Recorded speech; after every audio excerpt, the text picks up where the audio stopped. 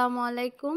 আমি তাহেবা, secret blogger তাহেবা চ্যানেলে আর একটা নতুন দিনের নতুন ভ্লগ নিয়ে তোমাদের সামনে হাজির হয়েছি।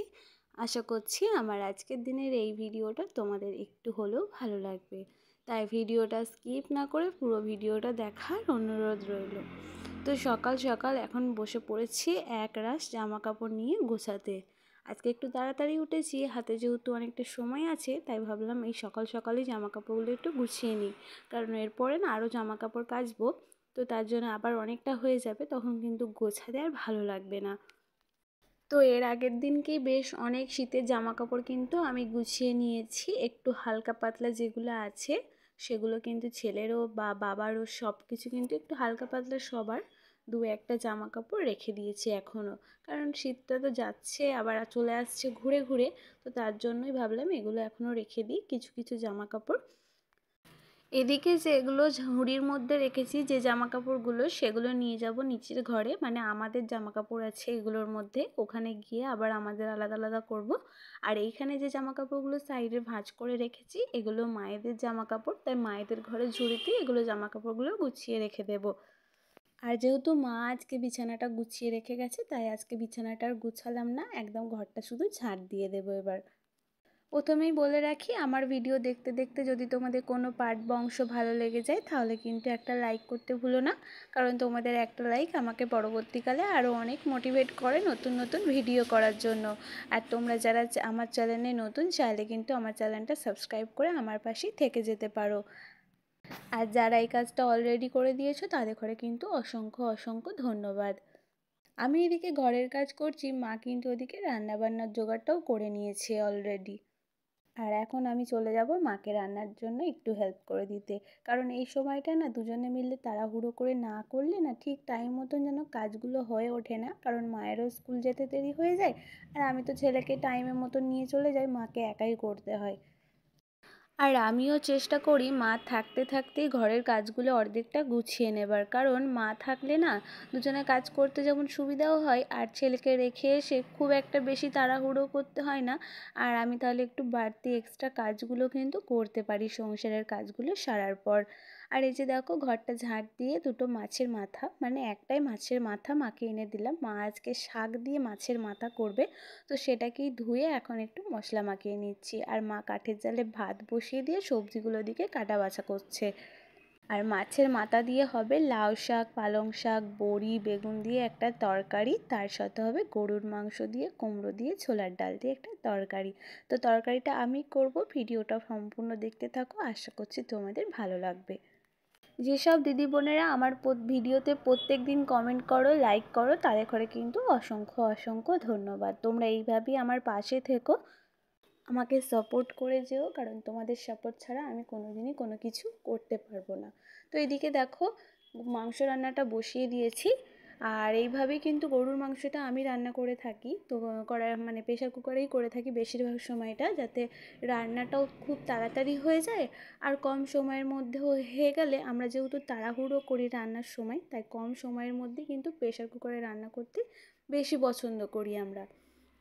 তো প্রথমেই প্রেশার কুকারের মধ্যে তেল দিয়ে দিয়েছি, আর একটা একটা গরম মশলা আর একটা তেজপাতা দিয়ে, গরম মশলাটা থেকে হালকা একটু সেন্ট বেরিয়ে এলে তারপরেই পেঁয়াজ কুচি দিয়ে দিয়েছি, পেঁয়াজটাকে খুব ভালোভাবে লাল করে নিয়েছি। তারপরেই দিয়ে দিয়েছি গরুর মাংসটা একটু নেড়ে চেড়ে আগে থেকে ভিজিয়ে রাখা ছোলার ডাল সেটাও দিয়ে দিয়েছি, দিয়ে খুব ভালোভাবে নেড়ে চেড়ে এখন মশলাগুলো সমস্ত কিছু দিয়ে দেবো। প্রথমে দিয়ে দিচ্ছি লঙ্কার গুঁড়ো, জিরে গুঁড়ো, হলুদ গুঁড়ো, নুন, আদা রসুন বাটা। আর আমি যেহেতু একটু এতে আলু আর কুমড়ো অ্যাড করব, তাই মশলাটা একটু বেশি বেশি দিয়েছি।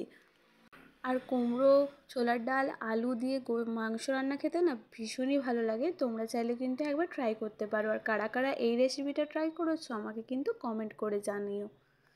তো সমস্ত কিছু মশলা দিয়ে কিন্তু খুব ভালোভাবে কষিয়ে নিয়েছি, তারপরে দিয়ে দিয়েছি 1 গ্লাস মতন জল, দিয়ে একটা সিটি দিয়ে নেবো, আর গ্যাসের ফ্লেমটা একদমই লোতে দিয়ে একটা সিটি দেবো জাস্ট। আর এটা যখন সিদ্ধ হয়ে যাবে তারপরে কিন্তু আলু আর কুমড়োটা দিয়ে কষিয়ে অল্প একটু জল দিয়ে ঢাকা দিয়ে নিলেই কিন্তু তরকারিটা কিন্তু রেডি হয়ে যাবে। আর এইভাবে রান্না করলে ভাত বা রুটির সাথে খেতে কিন্তু দারুণ লাগে। তো এদিকে রান্নাটা বসিয়ে দিয়ে আমি কিন্তু ওদিকে ছেলের ব্যাগটাও গুছিয়ে নিচ্ছি, তার সাথে টিফিনটাও রেডি করে নিচ্ছি। আর আজকে না টিফিনে কিছু দেবো না ওকে, কারণ বাড়িতে যেহেতু ওদের ছুটির আগেই টিফিনটা খাওয়ানো হয়, তার জন্য বাড়িতে এসে না ভাতটাও খেতে চায় না। তাই ওকে আজকে একটা আপেল কেটে দিয়েছি, তার সাথে দিয়েছি একটা চকলেট। আর এখন ওর ক্লাস অনুযায়ী বইগুলো কিন্তু গুছিয়ে ব্যাগের মধ্যে ভরে দিচ্ছি। তারপরে চলে যাব ওকে রেডি করতে, কারণ ওকে রেডি করতে না আমার বেশ অনেকটাই সময় লাগে। তাই আমি অনেকক্ষণ আগে থেকেই ওর পিছনে দৌড়াদৌড়ি করি, কারণ ও যেহেতু এখনও ছোট, স্কুল যাওয়ার মতন বয়সটা হয়নি। আর যেহেতু এখন আমাদের ঘরে যুগের সাথে তালে তাল মিলিয়ে চলতে হয়, তাই ওই বয়সেই ওকে কিন্তু স্কুলে ভর্তি করে দিয়েছি। আর এই যে দেখো, ওকেও রেডি করে দিয়েছি। আজকে ওর পাপা বাড়িতে আছে, তাই ওর পাপাকেই বললাম তুমি একটু গিয়ে রেখে এসো। আমি ওর ব্যাগ, বই, জলের বোতল নিয়ে চলে গেছিলাম আর ওকেও রেডি করে দিয়েছি। আর এখন ওর পাপা গাড়ি বার করছিল আর ও একটু ঘোরাঘুরি করছিল। তারপর ওকেও পাঠিয়ে দিয়ে আর আমি এখন যেই কাজটা করছি সেইটা কিন্তু আমি প্রত্যেকটা দিন করে থাকি। আর তোমাদের ঘরেও আমি রিকোয়েস্ট করব, তোমরা যদি নিজেদের ছোট ছোট শখ বা স্বপ্নগুলো পূরণ করতে চাও, তাহলে কিন্তু তোমরাও এই জিনিসটা করতে পারো। আমি প্রত্যেক দিন কিন্তু কম করে 5 টাকা, 10 টাকা, 20 টাকা বা 50 টাকা এটার মধ্যে ভরে থাকি। আর দেখবে তোমরা যদি এইটার একটা ভালো অভ্যাস করে নিতে পারো, যদি ফালতু টাকা খরচা না করে এটার মধ্যে যদি জমাও, দেখবে বেশ কিছুদিন পর একটা মোটা অঙ্কের টাকা তোমরা কিন্তু একবারে জড়ো করতে পারবে, যেটা একটা হাউসওয়াইফ হয়ে নিজের ছোট ছোট শখ বা ইচ্ছাগুলো পূরণ করতে পারবে। তখন দেখবে নিজের এই জমানো টাকার জিনিসগুলোর থেকে হাজার হাজার টাকার দামি জিনিসগুলো মনে হবে যেন তুচ্ছ, মনে হবে আমি নিজের টাকায়, মানে নিজের জমানো টাকায় আমি এটা করেছি। আর যদি হয় এটা তোমার নিজের ইনকামের টাকা, কারণ আমি এটা আমার ইনকামের টাকাই এটার মধ্যে ঢোকাই। কারণ যখন আমি সেলাইয়ের কিছু টাকা পাই, সেখান থেকে ছেলের জন্য কিছুটা রেখে বাকিটা কিন্তু আমি এটার মধ্যেই রেখে দিই। তাই আমার থেকে সত্যি কথা বলতে, যদি আমি এখান থেকে 5,000 টাকাও জমাই, তাহলে আমার মনে হবে 1,00,000 টাকার জিনিসটার থেকে ওই 5,000 টাকার জিনিসটা আমার কাছে সব থেকে বড় দামি বা দামি গিফট হতে পারে, যেটা আমি নিজেকে করি। তাই আমি বলবো তোমরাও কিন্তু এই ভালো অভ্যাসটা তৈরি করে নিতে পারো। আর এই যে দেখো, কথা বলতে বলতে কিন্তু বিছানাটা খুব ভালোভাবে আমি গুছিয়ে নিয়েছি। তারপরেই কিন্তু ছেলের যেখানে বই রাখা হয় যে তাকটায়, সেই তাকে কিন্তু তাকটা একটু গুছিয়ে নিচ্ছি। কারণ ছেলের আগেরকার বইগুলো না আর মোটামুটি দরকার লাগবে না, তার জন্য কিন্তু বইগুলোকে সরিয়ে দেব। কারণ এখানে অনেকগুলো বই হয়ে গেছে আর ছেলেটা না সবসময় ঘাঁটাঘুঁটি করে, তার জন্য কিন্তু বইগুলো সবসময় অগোছালো হয়ে থাকে। তাই ভাবলাম পুরনো বইগুলো একটু গুছিয়ে নিই আর নতুন যে বইগুলো সেগুলো এখানে রেখে দিই, আর যে খাতাপত্রগুলো লাগবে সেগুলো এখানে গুছিয়ে সমান করে রেখে দিই। আর এই ঘরটা না সকালবেলার দিকে ঝাড় দেওয়া হয় না, কারণ ওর পাপা অনেকটা বেলা পর্যন্তই মাঝে সাঝে ঘুমায়। আর যেদিনকে সকালবেলা কাজে চলে যায় সেদিনকে কিন্তু সকাল সকালই গোছানো হয়ে যায়। আর আজকেও অনেকটা বেলাতেই উঠেছিল, তার তার জন্য কিন্তু অনেকটা বেলাও হয়ে গেল আজকের এই বাসি ঘরটা ঝাড় দিতে। আর এই বইগুলো গোছাতে গোছাতে না একটা কথাই মনে পড়ছিল, যখন আমরা এরকম পড়াশোনা করতাম কত গাদা গাদা বই কিন্তু এরকম গুছিয়ে গুছিয়ে রাখা হতো। আর সত্যি কথা বলতে, যখন ওরা পড়াশোনা করে না, তখন মনে হয় যেন আমরাও সেই পড়াশোনার জীবনটাই ফিরে যাই। আর সত্যি কথা, চাইলেও কি সেই জিনিসটা পাওয়া যায় না, চাইলেও সেই পুরনো স্মৃতিগুলো ফিরে পাওয়া যায়?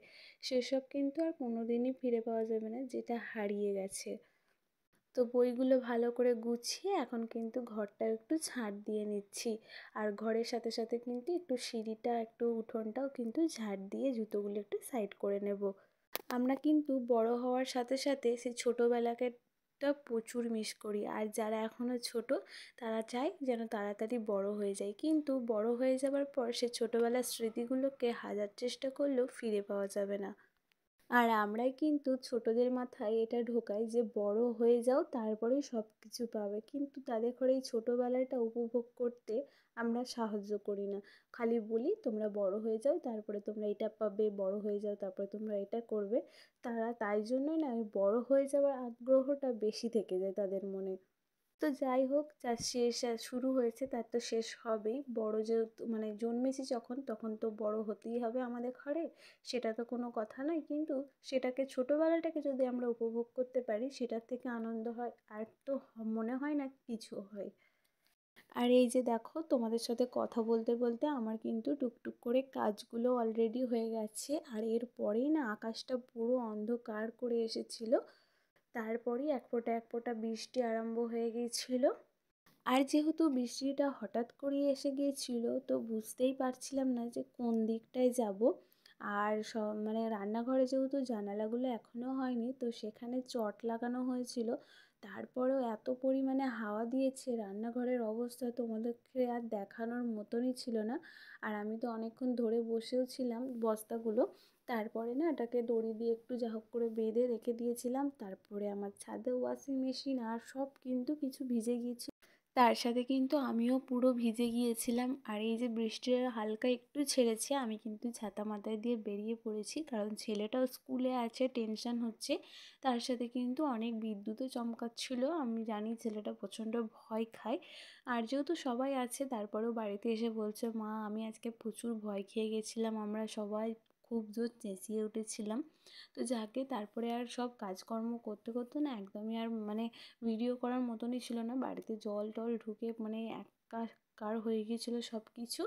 তারপরে মা আজকে সন্ধেবেলা গিয়েছিল একটা বিয়েবাড়ির নেমন্তন্নতে, তাই আমিও ভাবলাম বাড়িতে একটুখানি বিরিয়ানি বানাই। আর আমি ফার্স্ট টাইম কিন্তু আজকে এরকমভাবে বিরিয়ানিটা বানালাম। তো দেখে যতটা ভালো লাগছে, খেতেও কিন্তু ততটাই ভালো হয়েছিল। যে ফার্স্ট টাইম বানিয়েছি বলে খুব একটা খারাপ হবে তা কিন্তু নয়। মা যখন বানাতো আমি প্রায় দিন কিন্তু দেখতাম, আর এইভাবেই কিন্তু ট্রাই করেছিলাম। তো আজকের পর থেকে কিন্তু প্রমাণ হয়ে গেল আমাদের বাড়িতে প্রত্যেকজনাই কিন্তু খুব ভালো বিরিয়ানি করে। আমার আব্বাও কিন্তু খুব ভালো বিরিয়ানি করে, তাই আমি গ্রেভিটা কতটা দেবো বুঝতে পারছিলাম না, তাই আব্বাকে কিন্তু ডাকলাম, আব্বা এসে গ্রেভিটা দিয়ে দিল। বিরিয়ানিটা যখন দম দেওয়ার পর খুলেছি, এতটাই খাওয়ার জন্য আগ্রহী হয়ে গেছিলাম যে একটা ফটো তুলবো সেটারও আর মনে ছিল না। তো চলো আজকে এখানেই বিরিয়ানি দিয়ে ভিডিওটা শেষ করছি। কেমন লাগলো তোমরা কিন্তু অবশ্যই কমেন্ট করে জানিও। আমার আজকের ভিডিওটা ভালো লাগলে অবশ্যই একটা লাইক করে দিতে ভুলো না। দেখা হচ্ছে নেক্সট ভিডিও।